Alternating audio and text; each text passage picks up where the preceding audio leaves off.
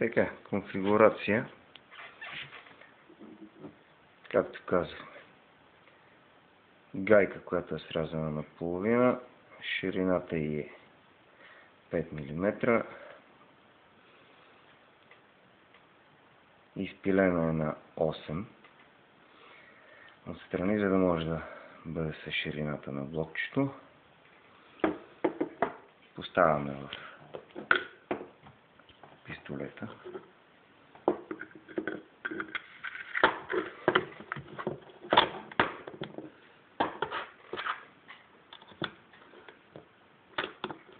Така, всичко си поставя нормално. Така.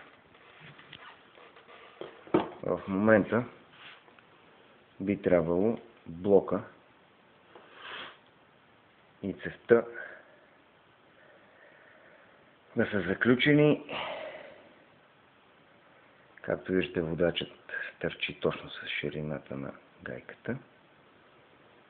Ако сега се издърпа рамата, би трябвало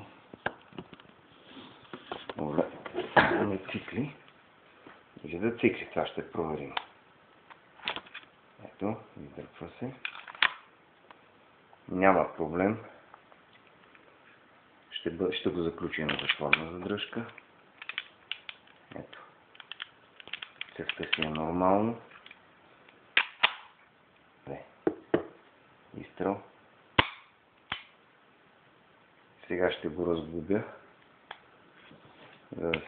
да видим какво е положението с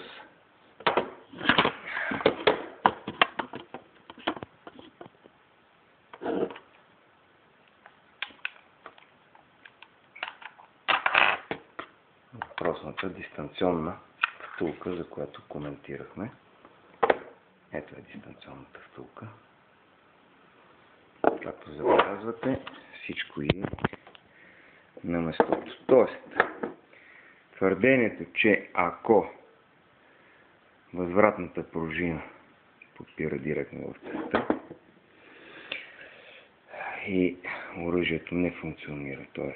хлопат блокове, клапат се цеви и така нататък, е напълно несъстоятелно.